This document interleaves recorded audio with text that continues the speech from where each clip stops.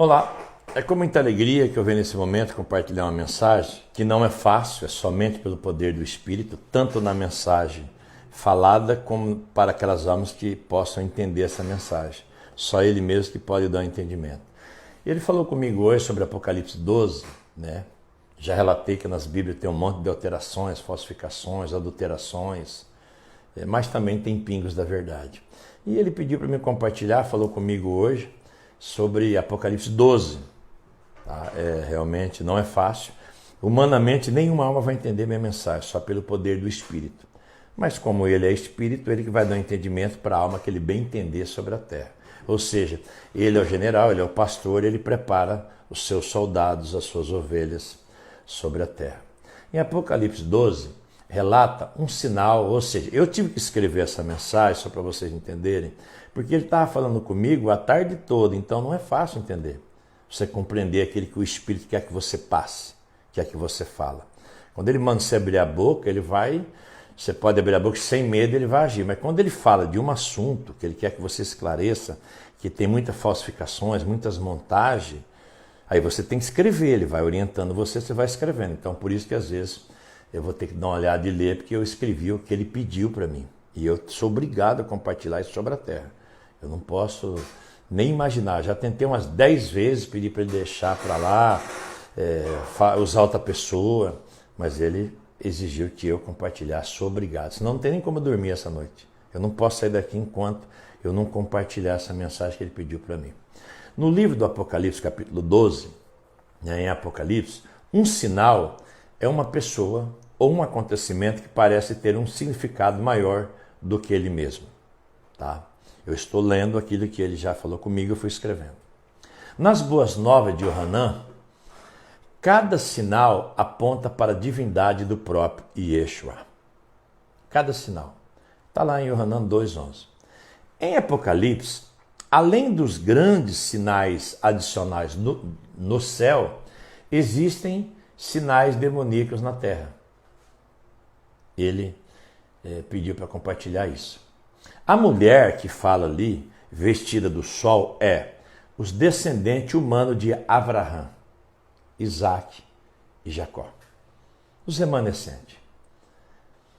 A coroa de 12 estrelas, que fala ali em Apocalipse 12, é uma referência às 12 tribos de Israel, ou talvez aos 12 apóstolos, ou ainda as estrelas lembram a visão de Yosef, né, lá em Gênesis 37, que significava a supremacia deste sobre seus irmãos. Quem ouviu falar de José do Egito, na verdade o nome dele era Yosef. A descrição, né, que fala lá em Apocalipse 12, de dores de parto antes de dar à luz a criança, que se torna o regente das nações, que é o próprio Messias, o próprio Yeshua, ali essa mulher pode referir-se especificamente a Miriam. Não tem nada a ver outros nomes. O nome dela é Miriam, mãe de Yeshua. E ele pediu para compartilhar isso. Eu estou seguindo a obediência. O sinal do grande dragão vermelho, que fala ali em Apocalipse 12, é interpretado no versículo 9 como o próprio Satanás, que inicialmente aparece na Escritura como uma serpente, como no Jardim do Éden. É uma serpente, como no Jardim do Éden. Lá em Gênesis 3 fala sobre isso. A imagem está de acordo com o Antigo Testamento, ou seja, as boas novas desde o início. Ou seja, prosseguindo, o dragão com 7 cabeças e 10 chifres se refere a Satanás e ao Império Romano. Império Romano. Olha o sistema romano, hein? Que ele está dizendo, o dragão com 7 cabeças e 10 chifres se refere a Satanás e ao Império Romano, sobre o qual ele governa durante o curso desse tempo. Satanás está por trás do sistema romano. Todos, que é a mãezona, como está em Apocalipse. E ele quer que eu compartilhe. Ali fala de 7 cabeças, 10 chifres e 7 diademas. Refere-se ao esplendor, ao poder e à glória de Satanás como Deus. Deus, vou repetir de novo, Deus deste século. Em 2 Coríntios, capítulo 4, versículo 4, o Espírito do Santo falou sobre isso. Essa descrição é quase idêntica à da besta que subiu do mar em Apocalipse 13:1. Ou seja, a referência à terça parte das estrelas que fala ali do céu pode ligar esse acontecimento ao juízo das trombetas, no qual a terça parte é a proporção, ou seja, característica de destruição. Ele está relatando coisas que vão acontecer em breve, incluindo a terça parte das estrelas. No entanto, também é entendido como uma referência à rebelião da terça parte dos anjos que seguiram Satanás na queda, foram expulsos dos céus. A tentativa do dragão de tragar o Yeshua, lembra? Tentar tragar Yeshua recém-nascido, lembra? Herodes, romano, que tentou matar a criança, tentou matar o menino, lembra? Recém-nascido, revela que a estratégia de Herodes, que é o próprio Satanás, para matar Yeshua, quando este era um bebê. Foi satanicamente inspirada pelo próprio Satanás. O varão que há de reger, que fala ali em Apocalipse 12, com vara de ferro, é uma figura messiânica. Até no Salmo 2:8-9 fala sobre isso. No entanto, a essa altura, não existe nenhum regente terreno acima de todas as nações. Da perspectiva desse cenário celestial, o filho regente é logo arrebatado para o trono do Eu Sou, aparentemente referindo-se à ascensão do próprio Yeshua. Isso é as profecias que foram relatadas e que aconteceram, e algumas estão para acontecer, e o Pai quer que eu compartilhe, eu apenas estou obedecendo, está escrito dentro do Apocalipse 12. O deserto ali citado aqui é um lugar de proteção preparado pelo próprio Criador. Ou seja, a referência ao Messias alimentando a mulher no deserto lembra a provisão milagrosa dele para Israel no deserto do Sinai. Lembra disso, tá? E continuando, 1260 dias é o período de provisão e proteção para a mulher no deserto. Ou seja, a maneira detalhada na qual esse mesmo período de tempo é expresso. Um tempo e tempos e metade de um tempo sugere metade de um período literal de 7 anos de tribulação que o profeta Daniel profetizou. Daniel 9, versículo 27. Micael, talvez nas escrituras está escrito Miguel, mas é Micael. É um anjo, né, um arcanjo, né, como Judas também, lá em Judas fala sobre isso. Micael é um arcanjo, né? De acordo com Daniel 12:1, ele é um anjo guardião especial da nação de Israel, ou seja, ele guarda o povo da nação soberana, os remanescentes. Aparentemente comanda um exército de anjos, Micael. E os exércitos celestiais são vitoriosos, deixando Satanás e seus demônios fora dos limites do céu. Não tem acesso. A expulsão do diabo para a terra significa que esse mundo se tornou a sua base de operações e que a sua ira é descarregada. Olha só. A expulsão do diabo para a terra significa que esse mundo se tornou a sua base de operações e que a sua ira é descarregada em direção aos habitantes da terra. Desse modo, é provável que o fim dos tempos seja o período de guerra espiritual mais acirrada da história.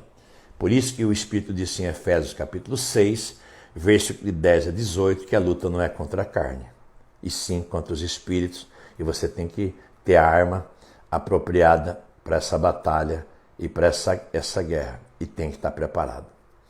Prosseguindo, a derrota final de Satanás, né, como fala no verso 7 e 9, Apocalipse 12, é acompanhada da referência a outras derrotas dele pela crucificação do próprio Yeshua, ou seja, o sangue do Cordeiro. Pela palavra do seu testemunho, pelo testemunho fiel de alguns dos irmãos que, mesmo sendo martirizados, não negaram a verdade. Todos esses acontecimentos precedem a vinda do reino do nosso grande Eu Sou, como o Espírito havia relatado na boca de muitos profetas outrora.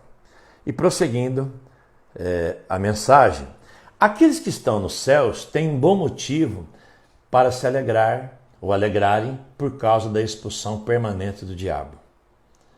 Por outro lado, a terra e o mar, né, que é a criação natural, a terra e o mar, agora tem um ai adicional para enfrentar a grande ira do diabo, que sabe que pouco tempo lhe resta. Vírgula.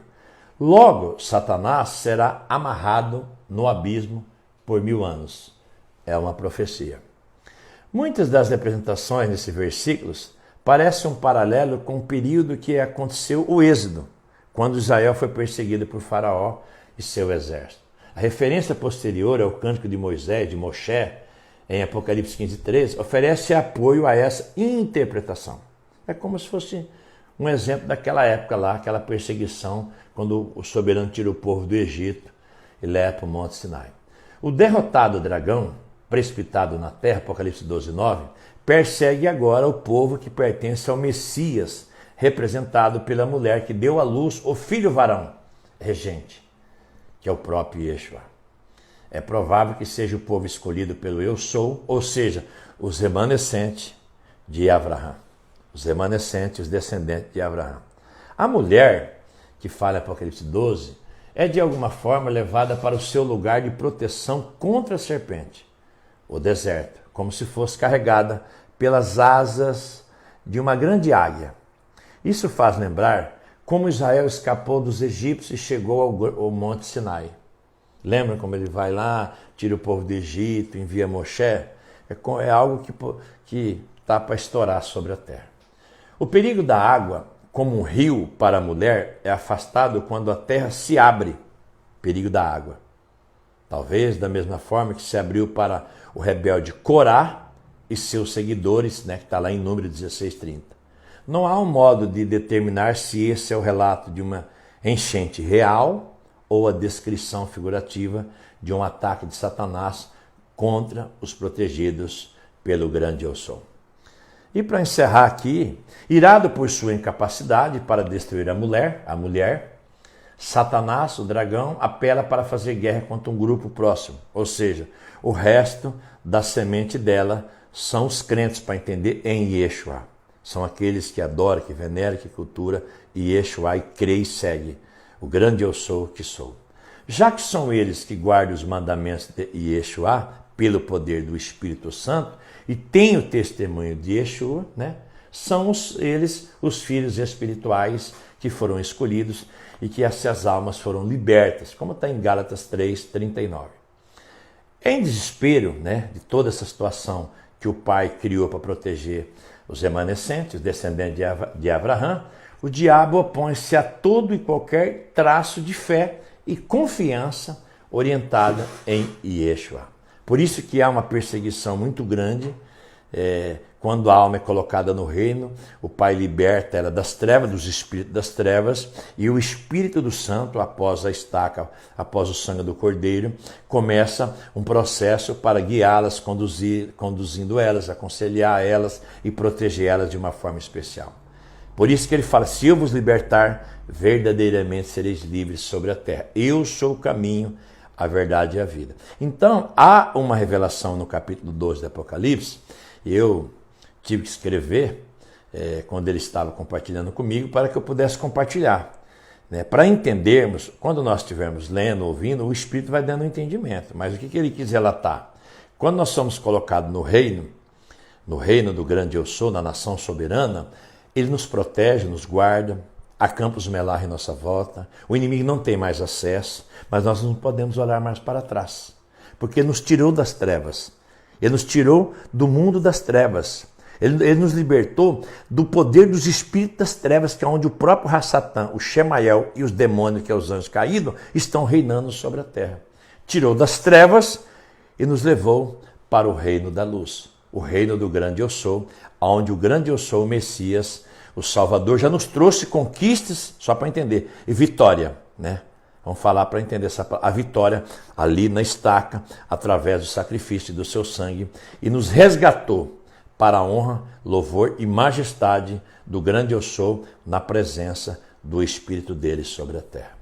Um grande abraço, que o Pai possa dar o entendimento. Ele pediu para compartilhar essa mensagem, e eu não sei com quem que ele está falando, mas ele sabe e conhece as suas ovelhas, como ele me disse, eu conheço as minhas ovelhas e pelas minhas sou conhecido.